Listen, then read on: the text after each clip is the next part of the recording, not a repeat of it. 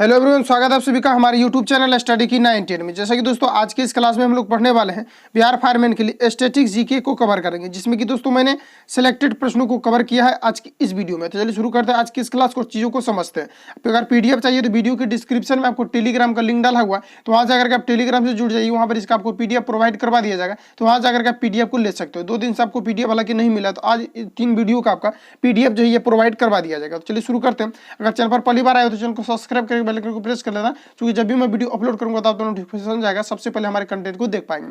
तो चलिए शुरू करते हैं आज की इस क्लास को, चीजों को समझते हैं। पहला प्रश्न यार आप सभी के सामने यहाँ पर आपको 1 नंबर में जो पूछा जा रहा है कि निम्नलिखित में से कौन सा एक युग्म सुमेलित नहीं है, ये आपको यहाँ पर पूछा जा रहा है।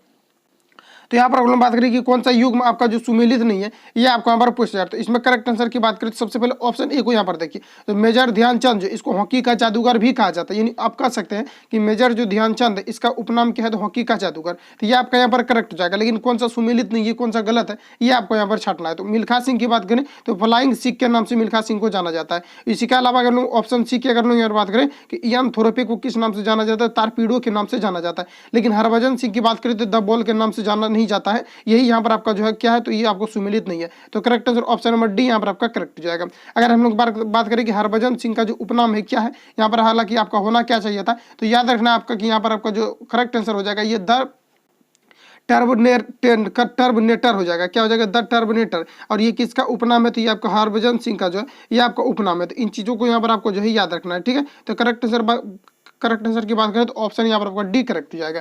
नेक्स्ट क्वेश्चन आगे बढ़ जाते हैं। नेक्स्ट हम लोग को पूछा जा रहा है कि पायली एक्सप्रेस के नाम से जानी जाती है, तो बताइए कि पायली एक्सप्रेस के नाम से किसे जाना जाता है, ये आपको यहाँ पर पूछा जा रहा है। तो पायली एक्सप्रेस की बात करें तो ये पीटी उषा को जानी जाती है। Correct answer option number C यहाँ पर आपका करेक्ट हो जाएगा। इसके अलावा अगर हम बात करें तो देखिए पायली ये जो है आपका पीटी उषा जो ये क्या है, तो ये जो है एथलीट खिलाड़ी है, ठीक है। याद रखना आपका एथलीट के बारे में पूछा जाता है कि निम्न में से कौन एथलीट है, तो आपको याद रखना ये आपका पीटी उषा जो है ये आपका एथलीट है। एथलीट कहने का मतलब है कि जब कोई खिलाड़ी 1 से 2 यानी कि 1 से अधिक जब खेल में भाग ले लेते हैं तो उसको हम लोग क्या कहते हैं, एथलीट के नाम से जानते हैं। तो correct answer option number C यहाँ पर आपका करेक्ट हो जाएगा। एथलीट का मतलब कि आप समझ गए होंगे कि जब भी कोई व्यक्ति क्या होता है कि 1 से अगर अधिक खेल में क्या करते हैं कि भाग लेते हैं और या उसके अंदर अगर एक्सपीरियंस होता है ऐसा, तो उसको हम लोग एथलीट के नाम से जानते हैं।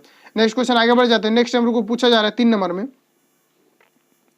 3 नंबर में आपको बताना है कि निम्नलिखित स्थानों में से कहाँ सोमपेन जनजाति पाई जाती है, ये आपको यहाँ पर पूछा जा रहा है। तो बताइए कि सोमपेन जनजाति जो होती है ये किस स्थान पर पाई जाती है, ये आपको यहाँ पर पूछा जा रहा है। तो इसमें अगर करेक्ट आंसर की बात करें तो निकोबार द्वीप समूह में जो सोमपेन की जनजाति पाई जाती है। Correct answer option number B यहाँ पर आपका करेक्ट हो जाएगा।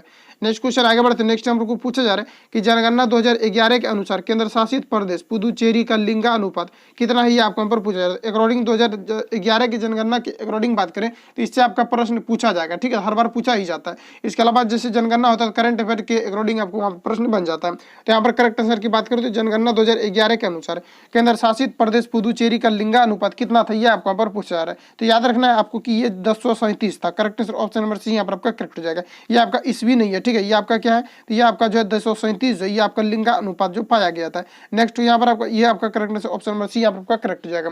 और लिंगा अनुपात से सॉरी ये जनगणना से रिलेटेड आपको पूछा जाता है कि जनगणना जो किया जाता है ये किस आधार पर किया जाता है, तो ये आपका जो है ना 1000 व्यक्ति के आधार पर एवरेज किया जाता है, 1000 व्यक्ति को लेकर के। Correct answer option number C यहाँ पर आपका करेक्ट हो जाएगा। ये आपका प्रीवियस ईयर में पूछा हुआ प्रश्न था कि 1000 कितने व्यक्ति को लेकर के जनगणना किया जाता है, तो 1000 व्यक्ति को लेकर के किया जाता है एवरेज करके। तो correct answer option number C यहाँ पर आपका करेक्ट हो जाएगा। इसके अलावा अगर हम बात करें कि अकॉर्डिंग 2011 के जनगणना के अनुसार जो लिंगा अनुपात सर्वाधिक यानी सबसे अधिक की बात करें कि लिंगा अनुपात कहाँ का था, तो याद रखना कि केरल का लिंगा अनुपात जो था ये 2011 के अनुसार सबसे अधिक था। अगर हम लोग बात करें कि ये जो है जनगणना जो 2011 में जो आपका हुआ था ये क्या जनगणना हुआ था, तो याद रखना कि आपका 15वां ये जो है जनगणना हुआ था। इसके अलावा अगर हम बात करें कि याद रखना आपको कि नागालैंड का 2011 के अकॉर्डिंग अगर हम बात करें तो नागालैंड का जो जनसंख्या है ये क्या होता है कि आपका निगेटिव हो गया था, यानी कि ऋणात्मक हो गया था, ठीक है। हालांकि ऐसा होता नहीं है लेकिन नागालैंड में ऐसा हुआ था। नागालैंड की बात है तो नागालैंड से आपको याद रखना कि नागालैंड की जो ऑफिशियल भाषा है ये क्या है, तो यहाँ सबसे ज्यादा भारत में अगर इंग्लिश बोली जाती है तो ये नागालैंड में बोली जाती है, ठीक है। तो ऑप्शन यहाँ पर आपका सी करेक्ट हो जाएगा। नेक्स्ट क्वेश्चन आगे बढ़ जाते हैं। नेक्स्ट हम लोग को पूछा जा रहा है 5 नंबर है, सूची 1 को सूची 2 से यहाँ पर आपको सुमेलित करना है, ठीक है। तो इसमें देखिए यहाँ पर सूची 1 को सूची 2 से सुमेलित करने के लिए यहाँ पर आपको जो है कोड दिया जाता है, ऑप्शन दिया जाता है, ठीक है। तो यहाँ पर इसको हम डायरेक्ट यहाँ पर आपको जो है ये बता देते हैं किस प्रकार से यहाँ पर आपको सुमेलित दिया हुआ है। ऑप्शन एक यहाँ पर बात करें तो मेटेरियल जो प्रोटोकॉल है ये कब इसका जो है सेलिब्रेशन होता है, इसकी अगर हम बात करें तो मेटेरियल प्रोटोकॉल का जो सेलिब्रेशन होता है ये कब हुआ था, तो 1987 में होता है, ठीक है। तो याद रखना कि आपको 1987 में होता है, तो करेक्ट आंसर यहाँ पर 1987 हो जाएगा। इसके अलावा अगर हम बात करें कि रियो शिखर सम्मेलन ये कब सेलिब्रेशन इसका किया जाता है, तो इसका जो किया जाता है ये 1992 में किया जाता है, यानी कि इसके लिए जो आपको मेल हो जाएगा ये आपको 1992 हो जाएगा, ठीक है। नेक्स्ट की अगर हम बात कर लें कि ऑप्शन सी में जो है क्योटो शिखर वार्ता इसका कब होता है सेलिब्रेशन, तो क्योटो यानी कि क्योटो शिखर वार्ता जो इसकी अगर हम बात करें तो इसका जो होता है ये 1997 में होता है। तो यहाँ पर आपका यहाँ पर करेक्ट हो जाएगा, और इसके लिए ये आपका यहाँ पर करेक्ट हो जाएगा कि सतत विकास सम्मेलन ये कब होता है, तो ये आपका 2002 में, ठीक है। तो इतनी चीज़ों का आपको यहाँ पर ये कब हुआ था, तो ये आपका कब हुआ था, 2002 में हुआ था, ठीक है। सर्वप्रथम जब इसका जो है सेलिब्रेशन हुआ था तो ये आपको यहाँ पर दिया हुआ था, इसको आपको डायरेक्टली यहाँ पर आपको ध्यान में रखना है। नेक्स्ट क्वेश्चन आगे बढ़ जाते हैं, नेक्स्ट पूछा जा रहा है। नेक्स्ट क्वेश्चन यहाँ पर आपको पूछा जा रहा है 6 नंबर में कि आनंद वन स्थापित करने के लिए कौन विख्यात है, ये आपको यहाँ पर पूछा जा रहा है। तो देखिए आनंद वन जो ये क्या है, तो एक प्रकार का ये आश्रम है, और ये कहाँ पर स्थित है, तो ये आपके महाराष्ट्र में स्थित है। लेकिन यहाँ पर जो पूछा जा रहा है कि आनंद वन जो है ये आश्रम स्थापित कौन जो है विख्यात है, ये आपको यहाँ पर स्थापित करने के लिए कौन विख्यात है, ये आपको यहाँ पर पूछा जा रहा है। तो इसमें करेक्ट आंसर की बात करें तो ये आपका हो जाएगा बाबा आमटे हो जाएगा, correct answer option number C यहाँ पर आपका करेक्ट हो जाएगा। नेक्स्ट क्वेश्चन आगे बढ़ जाते हैं। नेक्स्ट हम लोग को पूछा जा रहा है कि एशियाटिक सोसाइटी की स्थापना हुई थी, बताइए एशियाटिक सोसाइटी की स्थापना कब हुई थी, ये आपको यहाँ पर पूछा जा रहा है। ये आपका इंपोर्टेंट प्रश्न है, बार बार रिपीट किया जाता है। तो यहाँ पर करेक्ट आंसर की बात करें कि एशियाटिक सोसाइटी की जो स्थापना हुआ था ये कब हुआ था, तो याद रखना कि आपका 1784 में एशियाटिक सोसाइटी की स्थापना किया गया था। Correct answer option number C यहाँ पर आपका करेक्ट हो जाएगा। नेक्स्ट क्वेश्चन आगे बढ़ता है, और आपको यहाँ पर याद रखना है कि एशियाटिक सोसाइटी की जो स्थापना किया गया था ये विलियम जोन्स के द्वारा किया गया था।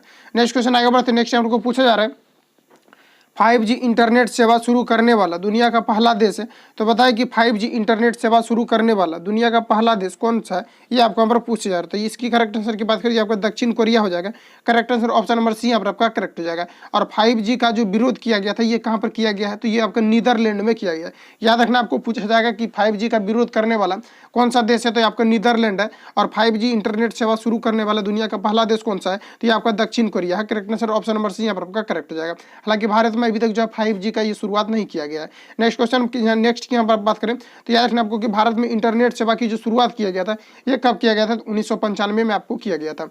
नेक्स्ट क्वेश्चन आगे बढ़ जाते हैं। नेक्स्ट नंबर को देखिए पूछा जा रहा है निम्नलिखित कथनों को यहाँ पर आपको ध्यान से पढ़ना है और उत्तर आपको यहाँ पर करना है। तो यहाँ पर करेक्ट आंसर की बात करें तो यहाँ पर सबसे पहले ऑप्शन को यहाँ पर पढ़िए कि प्रतिवर्ष 8 मार्च को अंतर्राष्ट्रीय महिला दिवस मनाया जाता है। तो ये आपका यहाँ पर करेक्ट जाएगा, क्योंकि प्रति वर्ष जो है ये अंतर्राष्ट्रीय महिला दिवस जो सेलिब्रेट किया जाता है ये 8 मार्च को किया जाता है। तो ये आपका यहाँ पर करेक्ट जाएगा। इसके अलावा ऑप्शन 2 की बात करें तो 5 जून को अंतर्राष्ट्रीय विकलांग दिवस मनाया जाता है। तो बताइए कि 5 जून को अंतर्राष्ट्रीय विकलांग दिवस के रूप में सेलिब्रेट किया जाता है या नहीं किया जाता है, ये आपको यहाँ पर पूछा जा रहा है। सबसे पहले बात यहाँ पर अगर आपको याद रखना है तभी आप यहाँ पर छट पाओगे। तो यहाँ पर अगर बात करें कि 5 जून को अंतर्राष्ट्रीय विकलांग दिवस मनाया जाता है, ये आपका यहाँ पर गलत हो जाएगा, क्योंकि ये जो विकलांग दिवस है ना ये कब मनाया जाता है, तो ये आपका 3 दिसंबर को प्रत्येक वर्ष मनाया जाता है। तो ये आपका यहाँ पर गलत हो जाएगा। ऑप्शन 2 जो यहाँ पर आपको दिया हुआ ये आपका गलत हो जाएगा। ऑप्शन 3 की बात करें कि 10 दिसंबर को विश्व मानवाधिकार दिवस मनाया जाता है, तो ये आपका यहाँ पर करेक्ट हो जाएगा। यानी कह सकते हैं कि ऑप्शन ए और ऑप्शन 3 जो है ये दोनों यहाँ पर आपका सही है। तो करेक्ट आंसर कौन सा हो जाएगा, तो ऑप्शन यहाँ पर आपका सी करेक्ट हो जाएगा इसके लिए। नेक्स्ट क्वेश्चन आगे बढ़ते हैं। नेक्स्ट हम लोग को पूछा जा रहा है 10 नंबर में बताना है कि निम्नलिखित में कौन सा समुद्री बंदरगाह और तेल परिसंस्करण केंद्र दोनों ही आपको यहाँ पर पूछा है। तो बताइए कि समुद्री बंदरगाह के साथ साथ तेल परिसंस्करण केंद्र ये आपको यहाँ पर पूछा जा रहा है, ये कौन सा, ये चीज़ों के बारे में आपसे पूछा जा रहा है। तो इसमें अगर करेक्ट आंसर की बात करती है आपका मंगलुरु हो जाएगा, जो कि आपका कहाँ पर पड़ता है, तो ये आपका महाराष्ट्र में पड़ता है। हल्दिया आपका बंगाल में पड़ता है, और ये विशाखापट्टनम। इन तीनों के बारे में याद रखना है कि समुद्री तट के अलावा समुद्री बंदरगाह के अलावा ये तेल परिसंस्करण का भी केंद्र है। Correct answer option number D यहाँ पर आपका करेक्ट हो जाएगा। नेक्स्ट क्वेश्चन आगे बढ़ा तो नेक्स्ट नंबर को पूछा जा रहा है यहाँ पर आपको सुमेलित करना है। तो बताइए इनमें से आपका यहाँ पर कौन सा सुमेलित है। तो यहाँ पर देखिए ये जो आपका ऑप्शन जो सारा जो दिया हुआ है ये सारा का सारा यहाँ पर आपको सुमेलित है। विश्व पर्यटन दिवस कब मनाया जाता है, तो ये आपका 27 दिसंबर को मनाया जाता है, याद रखना है। ऑप्शन यहाँ पर आपका बी की बात करें तो अंतर्राष्ट्रीय शांति दिवस जो मनाया जाता है ये कब मनाया जाता है, तो ये आपका 21 दिसंबर को 38 सितंबर को प्रत्येक वर्ष मनाया जाता है। नेक्स्ट की बात करें कि विश्व ओजोन दिवस कब मनाया जाता है, तो ये आपका 16 सितंबर को प्रत्येक वर्ष ओजोन दिवस के रूप में सेलिब्रेट किया जाता है। नेक्स्ट की बात करें कि हिंदी दिवस कब मनाया जाता है, तो ये आपका प्रत्येक वर्ष मनाया जाता है 14 दिसंबर को मनाया जाता है, सितंबर को मनाया जाता है। इन चीज़ों को आपको याद रखना, चाहे तो आप नोट कर सकते हैं। जितना भी इंपोर्टेंट पॉइंट मैंने आपको बताई है, ये सारा आपको पूछने लगे, इसलिए आपको नोट करते चलना, क्योंकि सारा प्रश्न जो है ये आपका सिलेक्टेड है। नेक्स्ट क्वेश्चन आगे बढ़ जाते हैं। नेक्स्ट हम लोग को पूछा जा रहा है गुल ए नगमा पुस्तक के लेखक कौन है, ये आपको यहाँ पर पूछा जा रहा है। तो यहाँ पर अगर हम फ्रेंड्स बात करें कि गुल ए नगमा पुस्तक जो ये किसके द्वारा लिखा गया है, ये आपको यहाँ पर पूछा जा रहा है। तो ये आपका फिरोज गोरखपुरी के द्वारा लिखा गया है, फिराक गोरखपुरी के द्वारा लिखा गया है। Correct answer option number A यहाँ पर आपका करेक्ट हो जाएगा। नेक्स्ट क्वेश्चन आगे बढ़ जाते हैं। नेक्स्ट नंबर को देखिए पूछा जा रहा है कि शराबबंदी लागू करने वाला पहला भारतीय राज्य कौन सा, ये आपको यहाँ पर पूछा जा रहा है। तो यहाँ पर अगर हम बात करें कि शराबबंदी लागू करने वाला पहला भारतीय राज्य कौन सा है, ये आपको यहाँ पर पूछा जा रहा है। तो इसमें अगर करेक्ट आंसर की बात करें तो आपका गुजरात हो जाएगा। गुजरात में सर्वप्रथम जो शराबबंदी जो किया गया था, ये कब किया गया था, तो 1965 में किया गया था। Correct answer option number A यहाँ पर आपका करेक्ट हो जाएगा।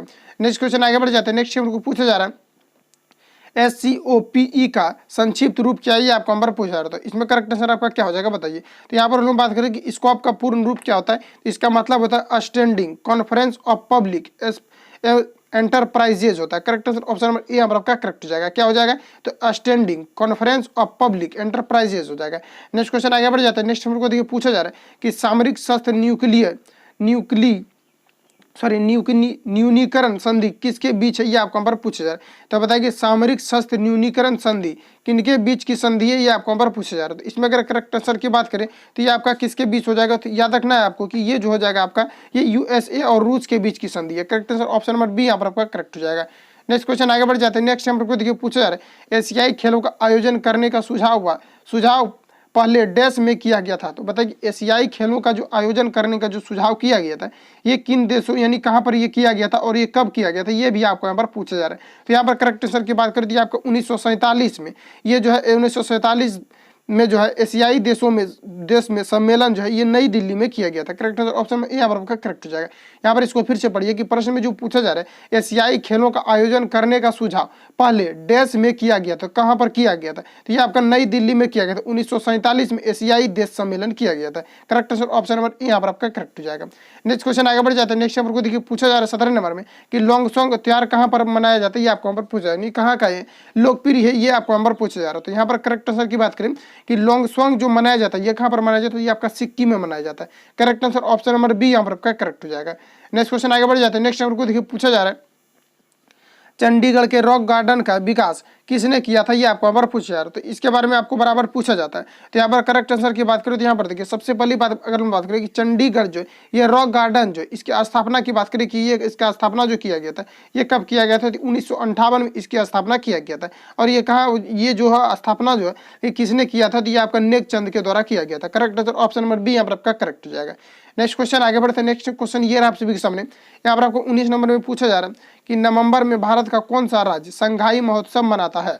तो बताइए कि नवंबर में भारत का कौन सा राज्य है जो कि संघाई महोत्सव को सेलिब्रेट करता है, ये आपको यहाँ पर पूछा जा रहा है। तो इसमें करेक्ट आंसर हो जाएगा आपका मणिपुर। मणिपुर में प्रत्येक वर्ष नवंबर में संघाई महोत्सव को सेलिब्रेट किया जाता है। Correct answer option number D यहाँ पर आपका करेक्ट हो जाएगा।